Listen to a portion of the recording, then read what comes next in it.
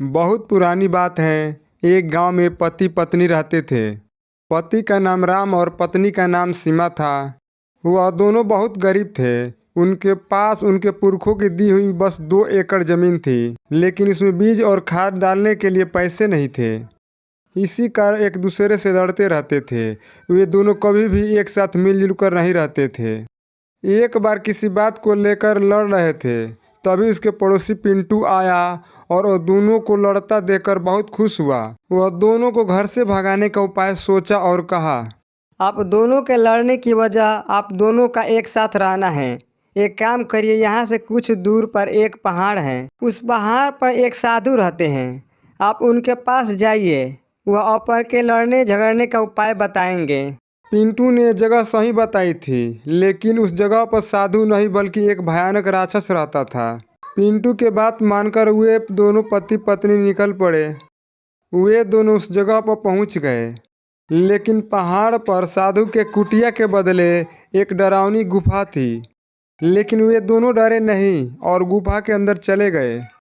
उस गुफा के अंदर जाने के बाद उन्होंने देखा कि एक भयानक राक्षस सोया हुआ था। यह देखकर दोनों डर गए। तभी डर से राम की पत्नी जमीन पर गिर गई और गिरने की आवाज़ आई तो राक्षस उठ गया। तभी राम जल्दी से एक बड़ी चट्टान के पास जाकर छुप गया और उनकी पत्नी सीमा वहीं रह गई। सीमा को देखकर भूत बहुत खुश हुआ। उसने कई दिनों से इंसान का मांस नहीं खाया था। वह जैसे ही सीमा को खाने के लिए आगे गया, सीमा के पति राम यह देखकर बहुत निराश हो गया। तभी उसने एक चमकता हुआ मणि देखा। राम ने वह मणि उठाकर भूत के सर पर मार दिया।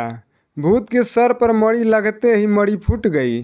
मणि फूटते ही उसमें से एक चुड़ैल निकली और बोली, अब मैं आजाद हो गई हूँ। बहुत दिनों के बाद मैं आजाद हुई हूँ। यह देखकर भूत बहुत खुश हुआ और राम के पत्नी को छोड़ दिया। और राम की तरफ देखते हुए भूत राक्षस ने कहा, आज मैं बहुत खुश हूँ।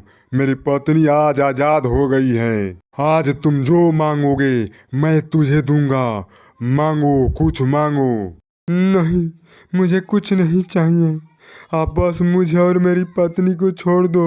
और यह सुनकर भूत और भी खुश हो गया और राम के पत्नी को छोड़ दिया और तोहफे के तौर पर राम को बहुत सारे सोने चांदी दी। यह देखकर राम उस भूत राक्षस से पूछा, आपकी पत्नी मणि में बंद कैसे हो गई? तभी राक्षस ने बताया कि एक बार घूमते हुए उसकी पत्नी चुड़ैल ने एक साधु के घर में घुसकर पानी पी लिया था। राक्षसीन चुड़ैल जो मांस नहीं खाती हैं, वह साधु के घर में पानी कैसे पी सकती हैं। इसी वजह से साधु ने श्राप दिया था कि मांस खाने वाली चुड़ैल, तुम मेरे घर में आकर पानी पियो, इसलिए मैं तुम्हें श्राप देता हूँ। आज से तुम इस मणि के अंदर बंद हो जाओ। तब चुड़ैल कहती है, मुझे माफ कीजिए साधु महाराज, मुझसे बहुत बड़ी गलती हो गई है। मुझे इस श्राप से मुक्ति कर दो।